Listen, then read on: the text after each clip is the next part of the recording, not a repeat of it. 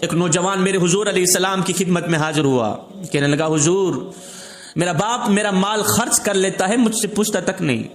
اسے کہو کم از کم مجھ سے پوچھ تو لیا کرے کہ مال کہاں خرچ کرنا ہے کہاں نہیں کرنا۔ میرا باپ مجھ سے پوچھے بغیر میرا مال خرچ کر لیتا ہے، حضور میرے باپ سے پوچھا جائے۔ میرے حضور علیہ السلام نے اس کے باپ کو طلب کیا۔ اس کے باپ کو جب پتہ چلا کہ میرا مقدمہ حضور کی عدالت میں پیش ہو گیا ہے، میرے بیٹے نے میری شکایت لگا دی ہے، تو شکایت کا سن کر اس باپ نے دل ہی دل میں کچھ اشعار پڑھے، دردناک اشعار پڑھے۔ ادھر سے یہ اشعار پڑھ رہا تھا، ادھر سے حضرت جبریل علیہ السلام میرے نبی کی خدمت میں حاضر ہوئے، سلام پیش کیا۔ حضور اللہ آپ کو سلام دیتا ہے اور ساتھ میں کہتا ہے وہ جو باپ آ رہا ہے نا، جب وہ آئے گا تو اسے کہنا کہ تیرے مقدمے کا فیصلہ بعد میں کریں گے، پہلے وہ اشعار سنا جو تو نے دل ہی دل میں پڑھے، تیرے مقدمے کا فیصلہ بعد میں کیا جائے۔ وہ اشعار جو راستے میں آ رہا تھا تو نے دل ہی دل میں پڑھے نا، پہلے وہ اشعار سنا۔ جبریل وہاں سے چلے گئے، یہ باپ حاضر ہو گیا۔ جی آقا آپ نے بلایا تھا بندہ نچیز کو، مالک آپ نے نوکر کو طلب کیا، آپ نے غلام کو طلب کیا۔ میرے حضور علیہ السلام نے فرمایا بندے میاں تیرے مقدمے کا فیصلہ بعد میں کیا جائے گا، پہلے وہ اشعار سنا جو تو نے دل ہی دل میں پڑھے، جو راستے میں آیا ہی نا دل ہی دل میں پڑھتا آیا ہے، وہ اشعار سنا، بعد میں تیرے مقدمے کا فیصلہ کریں۔ اب وہ اشعار اتنے دردناک تھے، وہ اشعار سنتے بھی رہے، میرے کریم نبی چھم چھم روتے بھی رہے، نبی کی آنکھیں چھم چھم برستی رہی، روتے رہے، تڑپتے رہے۔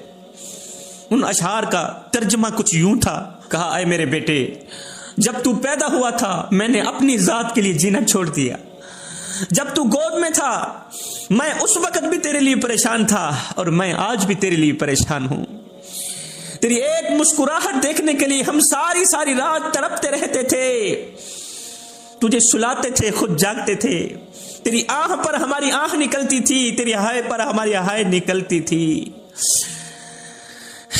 سارا دن تیرے لیے خاک چھانتا رہا، روزی کماتا رہا، دن رات ایک کر کے میں نے تیرے لیے روزی روٹی کا بندوبست کیا کہ مجھے کچھ ملے نہ ملے میرے بیٹے کو کھانے کو روٹی مل جائے، میرے بیٹے کو روٹی کا ٹکڑا مل جائے، میرے بیٹے کے چہرے پر مسکراہٹ نظر آ جائے، چاہے میرے آنسوؤں کے سمندر کیوں نہ اکٹھے ہو جائیں۔ بیٹے جب تو بیمار ہوتا تو ہم تیرے لیے تڑپتے رہتے، تیرے ایک پہلو بدلنے پر ہم ہزاروں وسوسوں کا شکار ہوتے رہتے۔ بیٹے تیری بیماری ہماری کمر توڑ دیتی تھی، تیری تکلیف ہمیں مار دیتی تھی، تیری تکلیف ہمیں تڑپا دیتی تھی، ہمیں یوں لگتا تھا کہ جیسے تو بیمار نہیں ہوا ہم بیمار ہوئے پڑے، ہمیں یوں لگتا تھا تو تکلیف میں نہیں ہے ہم تکلیف میں، تیری تکلیفوں کو ہم اپنی تکلیفیں سمجھتے رہے، تیرے دردوں کو ہم اپنے درد سمجھتے رہے، ساری رات تیرے سرانے پہ بیٹھ کے روتے رہتے تھے کہ کہیں ہمارا بیٹا مر بھی نہ جائے، ہمیں ہر پل یہی خطرہ رہتا تھا کہ کہیں ہمارے بچے کی جان بھی نہ چلی جائے۔ او میرے بیٹے، او میرے لخت جگر، او میرے نور نظر، تیری آہ پر ہماری آہ نکلتی تھی، تیری ہائے پر ہماری ہائے نکلتی تھی، تیری چیخ پر ہماری چیخ نکلتی تھی، تیری ایک سسکی پر ہماری ہزاروں سسکیاں نکلتی تھی۔ بیٹا ہم نے تو تجھے اس طرح پروان چڑھایا ہے، میں جوان تھا تو بچہ تھا، میں اپنی رگوں سے خون نکالتا رہا تیری رگوں میں ڈالتا رہا، اپنے منہ سے نوالا نکالتا رہا تیرے منہ میں ڈالتا رہا، یہاں تک کہ خود کمزور ہو بیٹھا تجھے طاقتور بنا دیا، خود بوڑھا ہو بیٹھا تجھے جوان کر دیا، تو جوان ہوتا گیا، تیرے میں جوانی رنگ بھرتی گئی، مجھ سے بڑھاپا رنگ چھینتا گیا، مجھ سے بڑھاپا جوانی کو چھینتا گیا، تو جوان ہو گیا میں بوڑھا ہو گیا، میری ٹانگیں کانپنے لگی تیری ٹانگیں مضبوط ہو گئی، اے میرے ہاتھ کانپنے لگے تیرے ہاتھ مضبوط ہو گئے، میں کمزور ہو گیا، جوانی نے تجھے ساتھ دے دیا، طاقت نے تجھے ساتھ دے دیا۔ بیٹے میں سوچتا تھا کہ جس طرح میں آج اپنے منہ سے نوالا نکال کر بیٹے کے منہ میں ڈالتا ہوں، ایک وقت آئے گا میرا بیٹا اپنے منہ سے نوالا نکال کر میں بوڑھے باپ کے منہ میں ڈالے گا۔ بیٹا میں سوچتا تھا جس طرح آج میں تیری لمبی زندگی کے لیے دعائیں مانگتا ہوں دن رات، ایک وقت آئے گا میرا بیٹا بھی میری عمر کے لیے دعائیں مانگے گا۔ میں سوچتا تھا جس طرح میں بیٹے کے لیے تڑپتا ہوں، ایک وقت آئے گا میرا بیٹا میرے لیے تڑپے گا۔ میں سوچتا تھا جس طرح آج میں اپنے بیٹے کا نوکر بنا ہوا ہوں، ملازم بنا ہوا ہوں، ایک وقت آئے گا میرا بیٹا میرا نوکر بنے گا. میں سوچتا تھا جس طرح میں آج اپنے ننھے سے بیٹے کی انگل پکڑ کے چلتا ہوں, اس کو سہارا دیتا ہوں, ایک وقت آئے گا یہی بیٹا میری انگل پکڑ کے مجھے سہارا دے گا. دن رات تیری لمبی عمر کے لیے دعائیں مانگتا تھا کہ کبھی تو یہ میرا سہارا بنے گا, کبھی تو یہ میرا سہارا بنے گا. میں دن رات تیرے لیے دعائیں مانگتا تھا کہ کبھی تو یہ میرا سہارا بنے گا. ہے بیٹے, ایک دم تو مجھے گھور سے دیکھنے لگا, تیری آنکھیں ماتھے پہ چڑھ گئی. میں سوچتا تھا کہ جیسے میں نے تجھے پالا ہے ایک دن آئے گا تو مجھے پالے گا, مگر بیٹے تیرا لہجہ بدل گیا, تیری سوچ بدل گئی, تیرے تیور بدل گئے, تیری آواز بدل گئی, تو تلخ لہجے میں بات کرتا ہے. تو ایک دم مجھے گھور کے دیکھنے لگا, تیری آنکھیں ماتھے پہ چڑھ گئی اور تو مجھے یوں سمجھنے لگا جیسے میں تیرا نوکر ہوں. تو مجھے یوں سمجھنے لگا جیسے کہ میں تیرا زر خریدا غلام ہوں. بیٹے جب میں نے سنا کہ میں اب بھی تیرا نوکر ہوں تو میں نے 27 سالہ زندگی کو جھٹلا دیا, 27 سالہ اس جوانی کو جھٹلا دیا, 27 سالہ اپنی محنت کو, اپنی قربانیوں کو جھٹلا دیا. ہاں میں تیرا نوکر ہوں, تو میرا آقا. میں نوکر تو مالک, میں غلام تو سردار. میں نوکر, میں تیرا زر خریدا غلام, تو میرا مالک, تو میرا آقا, تو میرا سردار. جا بیٹے تو خوش رہے, تو چھوٹا تھا میں تیرا نوکر تھا, آج بڑا ہو گیا ہے پھر بھی نوکر بن بھی جاؤں گا. کون سی میری شان گر جائے گی, کون سی میری عزت پہ داغ لگ جائے گا. تو بچہ تھا تو میں تیرا نوکر ہی تو تھا, میں تیرا غلام ہی تو تھا. آج تو جوان ہے تو میرا بیٹا. آج بھی اگر میں تیرا زر خریدا غلام بن بھی جاؤں گا تو کون سے میرے مقام پہ دھبا لگ جائے گا, کون سے میری شان پہ دھبا لگ جائے گا. بیٹے یہ تو بھول گیا کہ میں نے تجھے کس طرح پالا, میں نے تجھے کس طرح جوان کیا, دن رات ایک کر کے کماتا رہا. گرمی کے موسم میں تتی ریت پہ سارا دن خاک چھانتا رہا کہ مجھے کچھ ملے نہ ملے, میرے بیٹے کو روٹی کا ٹکڑا مل جائے. خود پیاسا رہا, تجھے پلاتا رہا, خود بھوکا رہا, تجھے کھلاتا رہا. کیا تو میری ان قربانیوں کو بھول گیا, ان میری محنتوں کو بھول گیا, ان میرے احسانات کو بھول گیا, ان میرے جذبات کو بھول گیا. چل بیٹے, آج میں نے اپنی خوشیوں کو دفن کر دیا اپنے سینے میں, اپنی 27 سالہ زندگی کو دفن کر دیا اپنے سینے میں اور سینے کو قبرستان بنا ڈالا. لیکن بیٹے آج تو میرے ساتھ وہ کر رہا ہے جو کہ اتنا آقا بھی اپنے غلام کے ساتھ نہیں کرتا.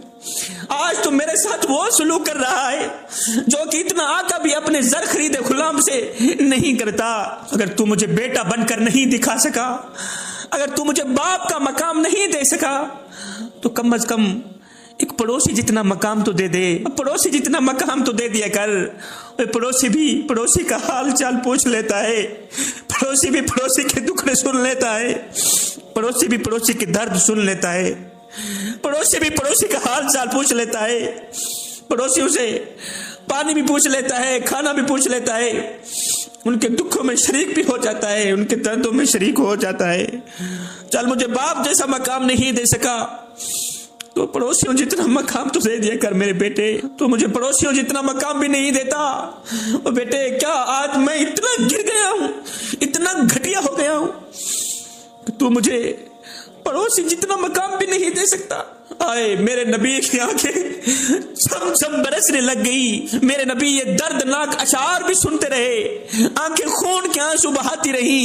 یہ سنتے ہی میرے کریم نبی نے اس نوجوان کو کہا, ہے نوجوان دفع ہو جا میری مجلس سے, اٹھ جا میری مجلس سے. سن آج سے تو بھی تیرے باپ کا ہے, تیرا مال بھی تیرے باپ کا ہے, تو بھی تیرے باپ کا, تیرا سارا مال تیرے باپ کا. تیرا باپ جہاں چاہے اپنی مرضی سے استعمال کر سکتا ہے. جوانو تم دوستوں کو تو اچھی طرح ملتے ہو, باپ کو دیکھ کر منہ پھیر کیوں لیتے ہو. حضرت سیدنا علی المرتضی شیر خدا کرم اللہ وجہ الکریم نے فرمایا, زندگی میں وقت نکال کر اپنے بوڑھے والدین کے ساتھ بیٹھ جایا کرو.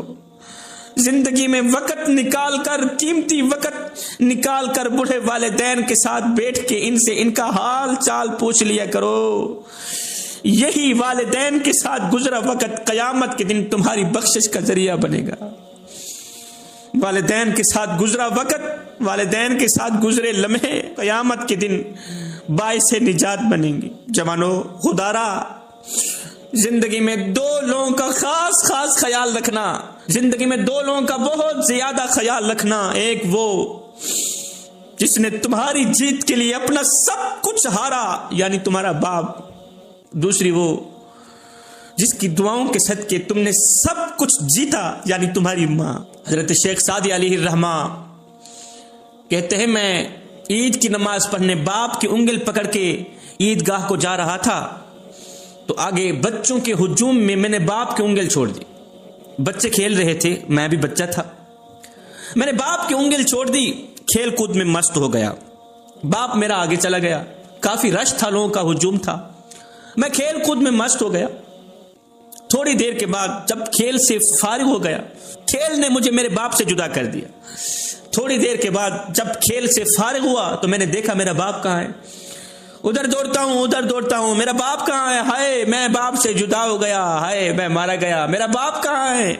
میں باپ سے الگ ہو گیا، میرا باپ کہاں ہے؟ میرا باپ کہاں ہے؟ چیخ رہا تھا، رو رہا تھا، اس سے پوچھتا میرا باپ کہاں ہے، اس سے پوچھتا میرا باپ کہاں ہے. چیخو پکار تھی، ایک دم میرے باپ بھی مجھے تلاش کرتے کرتے آ نکلے. میرے باپ نے جب مجھے دیکھا تو کہا او نادان، او سعدی، میں نے تجھے کہا نہیں تھا میری انگل نہیں چھوڑنی، اور تجھے کہا نہیں تھا میری انگل پکڑ کے رہنی ہے، انگل نہیں چھوڑنی. اور تجھے پتہ نہیں ہے جو باپ کی انگل چھوڑتا ہے وہ اکیلا ہی رہ جاتا ہے. بیٹے جو باپ کی انگل چھوڑتا ہے نا وہ تنہا رہ جاتا ہے، وہ اکیلا رہ جاتا ہے. جوانو، مجھے اپنے ہاتھ تو دکھا دو، کس کے ہاتھ میں باپ کی انگل ہے. جن کے ہاتھ میں باپ کی انگل ہے وہ ہاتھ قیامت تک سلامت رہے. جن کے ہاتھ میں باپ کی انگل نہیں ہے تو وہ سن لیں، بازار میں ہر چیز مل جاتی ہے، نہیں ملتا تو باپ جیسا سہارا نہیں ملتا، نہیں ملتا تو باپ جیسا پیار نہیں ملتا. جوانو، خدا را اگر اپنے بوڑھے باپ کی چٹی داڑھی کا حیا نہیں کر سکتے تو نہ کرنا.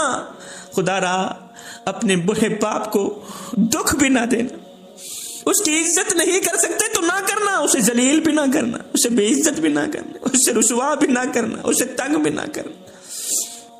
آج کس کا رونا رویا جائے. آج تو میری قوم کا نوجوان اپنے بوڑھے باپ کو کہتا ہے، اوے چٹی داڑھی والے، او بڈھے، تو نے ہمارے لیے کیا کچھ اکٹھا کیا، کون سے مربے بنائے، کون سی جائیدادیں بنائی. وہ خدا بخش مرا تھا، اولاد کے لیے مربے چھوڑ کے گیا ہے، جائیدادیں چھوڑ کے گیا ہے، زمینیں چھوڑ کے گیا، یہ چھوڑ کے گیا، وہ چھوڑ کے گیا.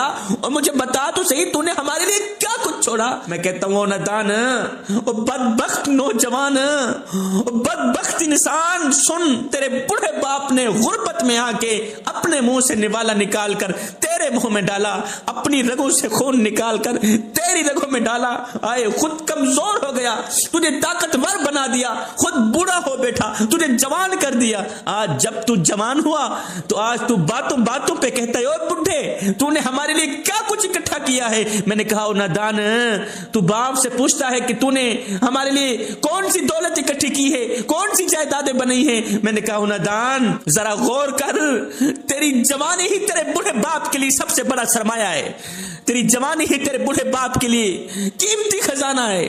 تیری جوانی ہی تیرے بوڑھے باپ کے لیے بینک ہے، پیسہ ہے، دولت ہے، سب کچھ تو ہی تو ہے.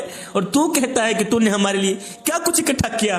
تو آگے بوڑھے والدین، غربت کے مارے والدین بیٹوں کی یہ باتیں سن کے رو کے کہتے ہیں، بیٹے اساں کیا ہیں، کیا اوقات سڑے کول ہے، کیا تے کو کیا دے سو، اسا رول ملنگ، اسا آپ تو تنگ ہے، گال صفا تے کو کیا دے سو، او ایسا بھوکے پیاسے لوگ ہی سے سکو نا عظمت تے کو کیا دے سو، سارے تصاوی شاکر اپنے نہیں، تو آپ دے ساتھ تے کو کیا دے سو.